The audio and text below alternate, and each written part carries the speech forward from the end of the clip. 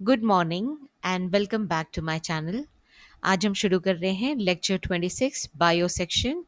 आज का टाइटल है जीन एक्सप्रेशन एंड रेगुलेशन। तो हम पहले जीन एक्सप्रेशन क्या है ये समझेंगे, जीन रेगुलेशन क्या है ये समझेंगे एंड लास्ट में हम बात करेंगे लैक ऑपरेरॉन की। इस पे बेस्ड हम नीट पीवाईक्यूज भी सॉल्व करेंगे इस वीडियो में। तो चलिए शुरू करते हैं। सो what is the meaning of gene expression? So, genes are in the DNA. So, the process of transcription and translation of a gene is called gene expression. So, ultimately, the gene is either expressed as RNA or protein. So, what is the meaning of gene regulation? Regulation stands for control. So, control of gene expression, control of transcription and translation of a gene is called gene regulation. So, control can be two types. Positive control, that means positive regulation indicates enhanced gene expression. जब gene expression increase होता है तो उसे positive regulation कहेंगे। And same way negative regulation indicates decreased gene expression. So regulation of gene expression eukaryotes में किस किस level पे होता है? देखिए, डीएनए से पहले एचएनआरएनए बनेगा। सो एचएनआरएनए की प्रोसेसिंग होती है, इंट्रॉन्स रिमूव किए जाते हैं, कैप लगाया जाता है, methyl guanosine and poly A tail attach किया जाता है। तो वो प्रोसेसिंग के बाद फंक्शनल एमआरएनए क्रिएट होता है। Then that is transported out in the cytoplasm जहाँ पर राइबोसोम्स हैं एंड राइबोसोम्स की मदद से प्रोटीन सिंथेसिस होती है। तो ये पूरा प्रोसेस है जीन एक्सप्रेशन का। इसमें अलग अलग लेवल पे कंट्रोल होता है। Number one at the transcription level, then post transcriptional level, then transport of mRNA out of the nucleus, and finally at the translational level. So these are the four levels at which the gene expression can be controlled, regulated in eukaryotes. अब हम देखते हैं prokaryotes में regulation कैसे होता है। देखिए, prokaryotes बहुत ही सिंपल सिस्टम है। फर्स्ट ऑफ ऑल इसमें न्यूक्लियस नहीं होता है, न्यूक्लियर मेम्ब्रेन ही नहीं है। तो डीएनए से जब ट्रांसक्रिप्शन हो रहा होता है, ट्रांसक्रिप्शन एंड होने से पहले ही ट्रांसलेशन शुरू हो जाता है। राइबोसोम्स अटैच करते हैं एमआरएनए के 5 प्राइम एंड में एंड ट्रांसलेशन शुरू हो जाता है। एंड इसमें एक और कैरेक्टरिस्टिक फीचर है प्रोकैरियोटिक सिस्टम में, यहाँ पर मल्टीपल पॉलीपेप्टाइड्स एक साथ ट्रांसक्राइब की जाती हैं। ऐसे जीन्स को पॉलीसिस्ट्रॉनिक जीन कहा जाता है। सो प्रोकैरियोट में हम सिर्फ एक ही लेवल पे रेगुलेशन पढ़ेंगे, वो है ट्रांसक्रिप्शनल लेवल। सो अब हम लैकोपेरॉन को बहुत ही सिंपल वे में पहले हम समझते हैं। देखिए, अगर आपके घर में कोई गेस्ट नहीं आ रहे हैं, फिर भी आप अगर 10 या 15 या 20 लोगों का खाना बना रहे हैं, तो you are just wasting your resource and time. Okay, तो जब किसी चीज़ की ज़रूरत ही नहीं है तो उसका प्रोडक्शन भी बंद कर देना चाहिए। तो लैक ओपेरॉन में ऐसा ही कुछ होता है। जब सबस्ट्रेट अवेलेबल ही नहीं है तो उससे रिलेटेड जो एंजाइम्स हैं मेटाबॉलिज्म रिलेटेड, उनको शट डाउन कर दिया जाता है। तो कोई ट्रांसक्रिप्शन नहीं होगा। ऑन द अदर हैंड अगर सबस्ट्रेट अवेलेबल है इन्वायरमेंट में तो ट्रांसक्रिप्शन शुरू हो जाएगा एंड एंजाइम्स बनेंगे। यहाँ पर metabolic, physiological and environmental conditions सब मिलके रेगुलेट करते हैं जीन एक्सप्रेशन को। सो ये है लैकोपेरॉन। इसे एलुसिडेट किया था, डिस्कवर किया था जेकब एंड मोनोड ने। ये बहुत इंपॉर्टेंट हैं ये दोनों साइंटिस्ट, इनके ऊपर क्वेश्चंस आएंगे। सो यहाँ पर आप देखिए पी लिखा है, P stands for promoter. So every gene has a promoter. तो ये जो जीन है आई जीन, तो इसका ट्रांसक्रिप्शन तभी होगा जब आरएनए पॉलीमरेज यहाँ बाइंड करता है। ओके, तो जीन प्रोडक्ट यहाँ बनेगा। सेम वे ZYA ये स्ट्रक्चरल जीन्स हैं जो कि लैक्टोज मेटाबॉलिज्म में इंपॉर्टेंट हैं। ये तीनों एंजाइम, इनका भी ट्रांसक्रिप्शन तभी होगा जब आरएनए पॉलीमरेज यहाँ बाइंड करेगा। तो यहाँ पर आप देख सकते हैं ओ लिखा है, ओ स्टैंड्स फॉर ऑपरेटर। तो अगर किसी रीज़न से ये ऑपरेटर को ब्लॉक कर दिया जाए तो ट्रांसक्रिप्शन भी यहाँ पर सप्रेस हो जाएगा। तो हम एक एक कंपोनेंट का रोल पढ़ते हैं अभी। सबसे पहले है ZYA जीन। आपको ये सीक्वेंस याद करना होगा और इनके रेस्पेक्टिव एंजाइम्स भी। सो Z कोड करता है बीटा गैलेक्टोसिडेज को, Y gene codes for permease and A stands for transacetylase. देखिए परमीएज के नाम में ही उसका हिंट छुपा हुआ है। It will increase the permeability of the cell to lactose.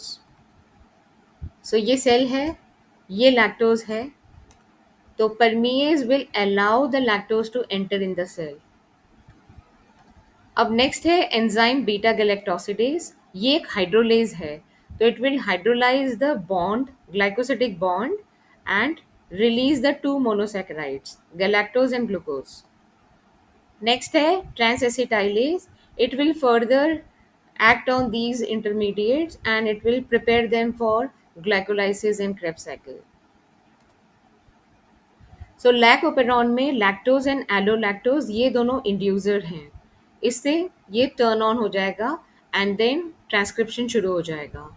On the other hand non inducers हैं ग्लूकोज एंड गैलेक्टोज। अब इस पे आप देखिए क्वेश्चन आया था, री एग्जाम नीट 2024 का क्वेश्चन है ये, two statement based question.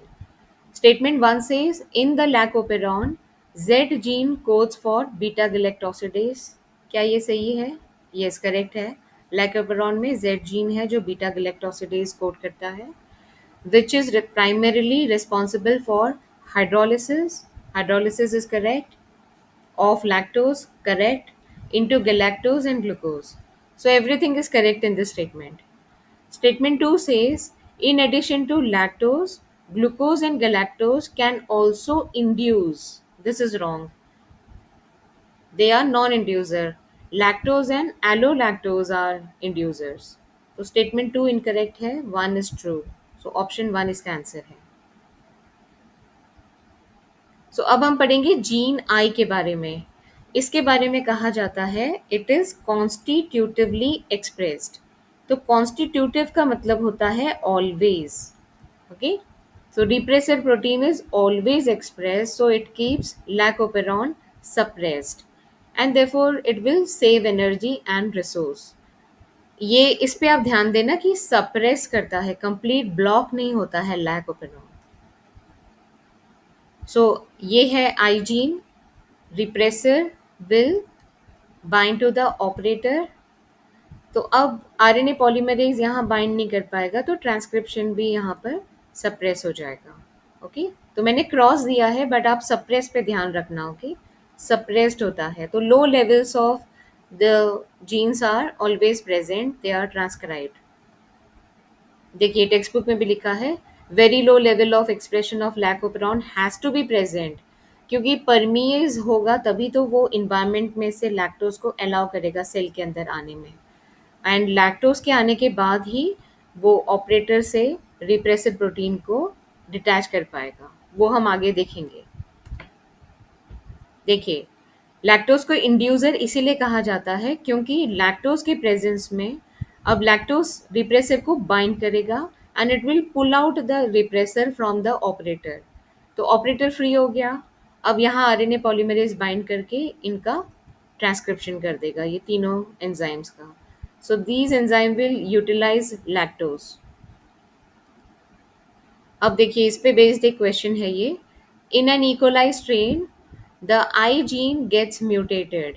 I is for repressor, तो जीन म्यूटेट होगा तो प्रोडक्ट भी म्यूटेट हो जाएगा।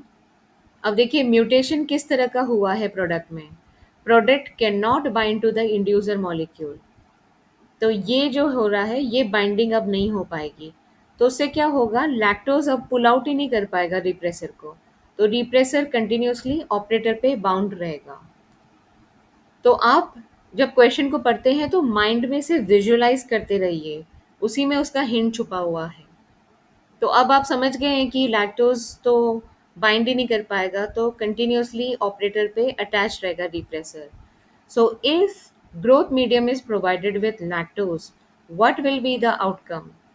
अगर लैक्टोज इन्वायरमेंट में आया तो क्या होगा, तो lactose low levels of permease है तो लैक्टोज अंदर तो एंटर करेगा, but because it can not bind to the repressor, then only Z gene will be transcribed. ये तो पॉसिबल नहीं है, क्योंकि जब भी ट्रांसक्रिप्शन होगा तो जेड वाई ए उसी सीक्वेंस में तीनों जीन्स का होगा। तो वन तो रॉन्ग है। Z Y A genes will be transcribed, ये रॉन्ग है, क्योंकि रिप्रेसर अभी भी ऑपरेटर के साथ बाउंड है, तो वो ब्लॉक करेगा RNA polymerase activity, transcription block होगा। Z Y A gene will not be translated, yes this is correct, क्योंकि ट्रांसक्रिप्शन नहीं होगा तो ऑब्वियसली ट्रांसलेशन भी नहीं होगा। तो ये इसका आंसर है। ऑप्शन 4 को भी हम एक बार रूल आउट करते हैं। RNA polymerase will bind the promoter region, this is wrong, क्योंकि ऑपरेटर पे रिप्रेसर बाउंड है तो वो फिजिकली ब्लॉक करेगा पॉलीमरेज बाइंडिंग को, एंड ये भी ऑप्शन नहीं पॉसिबल है। तो only 3 is right and this is the answer.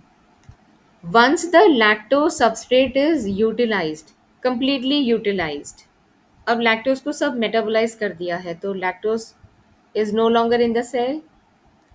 Now the repressor will go and bind to the operator and फिर से ट्रांसक्रिप्शन सप्रेस हो जाएगा। सो ये है टेक्स्ट बुक का इमेज, इसमें समराइज किया है in the absence of inducer and presence of inducer. Inducer नहीं है, रिप्रेसर फ्री है, it will bind to the operator and it will prevent RNA polymerase from transcribing the operon. And यहाँ पर क्या है, inducer is present, so it will bind to the repressor cannot bind to the operator, so transcription will continue and all the enzymes will be produced. So this was all about the lac operon.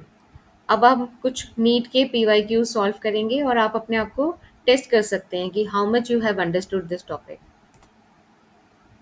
First one, which of the following is required as inducer for the expression of lac operon?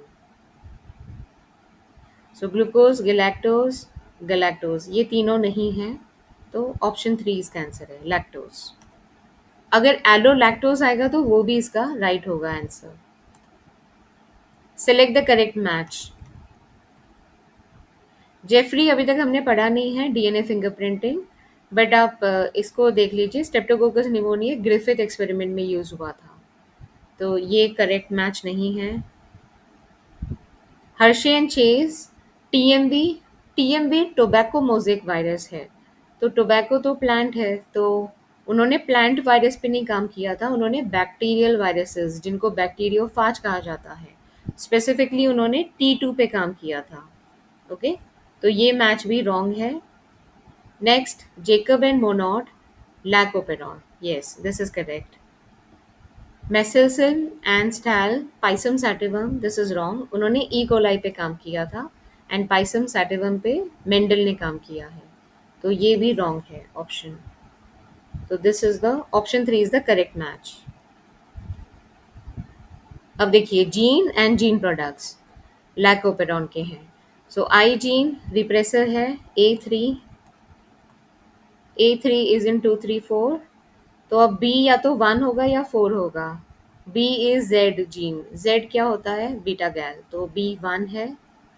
Okay, अब हमें C2 या 4 में करना है, तो C is a gene, वो trans acetylase है, आप ऐसे याद रखना, ए एंड एसिटाइलेज का ए। सो C will be 4, so option 3 is the answer. Again, similar question. A for transacetylase, A2. Then B will be either 1 or 3. Y is permease, तो 3 है, B3, तो option 4 इसका आंसर हो जाएगा। Again match question. तो Griffith is for transformation, A3, अब B या तो 2 या 4 होगा। Jacob Monod is Lacoperon, B4. So option 2 is cancelled. So here we have completed gene expression and regulation and Lacoperon. काफ़ी डिटेल में इसे कवर किया है। अगर आपको कोई भी क्वेरी है तो आप कमेंट में अपनी क्वेरी पूछ सकते हैं या मुझे पर्सनली व्हाट्सएप पे इंक्वायरी भेज सकते हैं। I will be very happy to help you. Thanks a lot for watching my video and take very good care of yourself.